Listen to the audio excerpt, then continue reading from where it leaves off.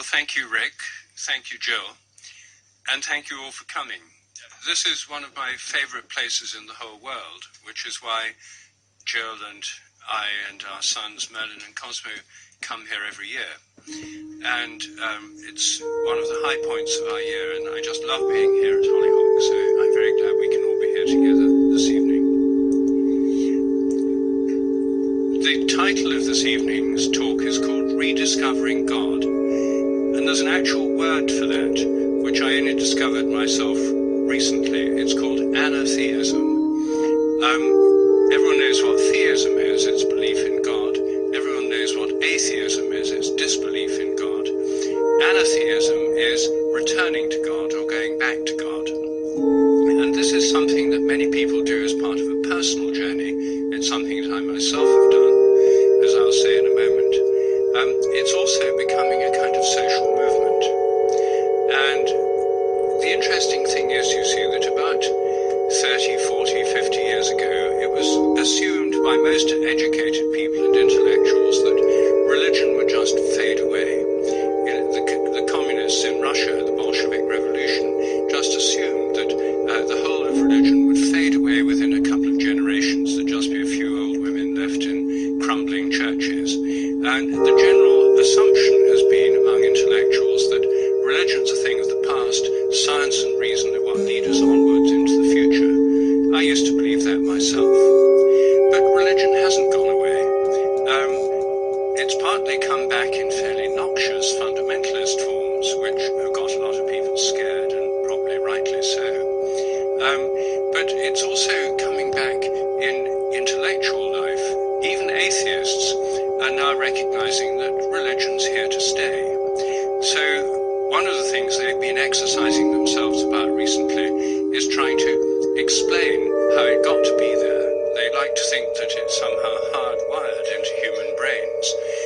These illusions that people except them seem to need are hardwired into human brains, and they speculate as to how this could have got there through Darwinian natural selection.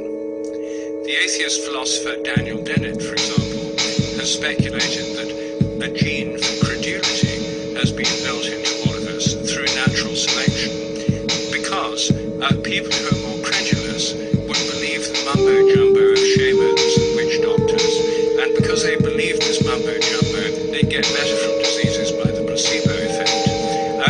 And therefore there'd be natural selection for credulity genes. Not a terribly plausible theory, in my opinion, but the fact that atheist philosophers are now desperately trying to explain why this is the case is interesting.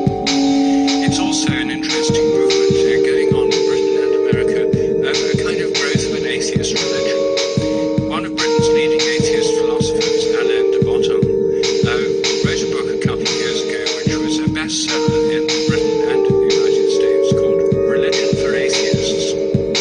And Alain de Botton starts off by saying, I was raised atheist. His father was a Jewish banker in Zurich. He said, I was raised atheist. I took it for granted there was no God. My parents treated anyone who showed the slightest interest in religion as if they were suffering from a terminal degenerative disease. And he said, I just take it for granted there's no God. But I'm talking about atheism 2.0. He said, I'm not interested in arguing against God. I'm interested in seeing what happens if you get rid of God. And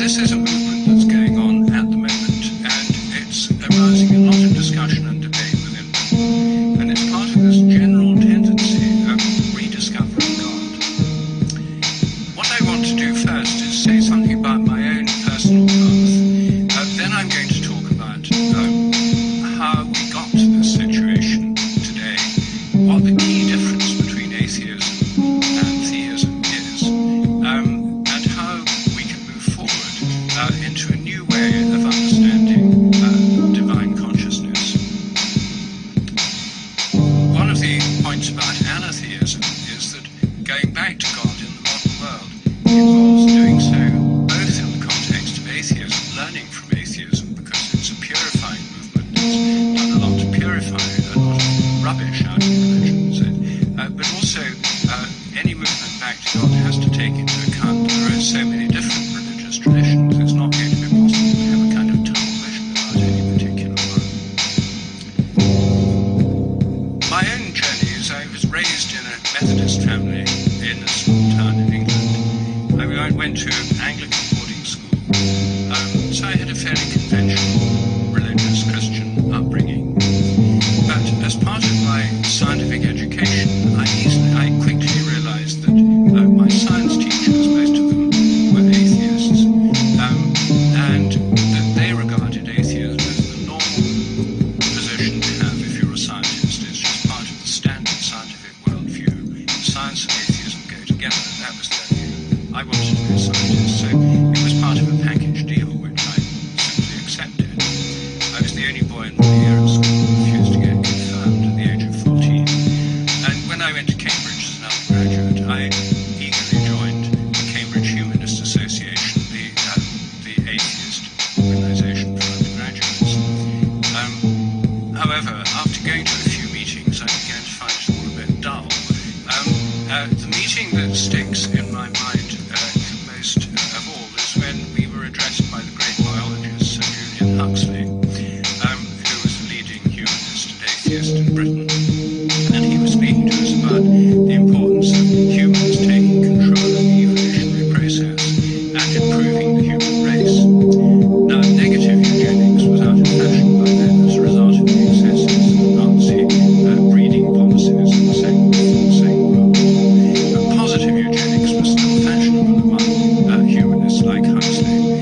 And his answer for the improvement of the human race was the fathering of a new breed of super children who'd be fathered using fairly simple technology, sperm donation. And he enumerated the qualities which the sperm donors of the present age should have in order to create this uplift in humanity.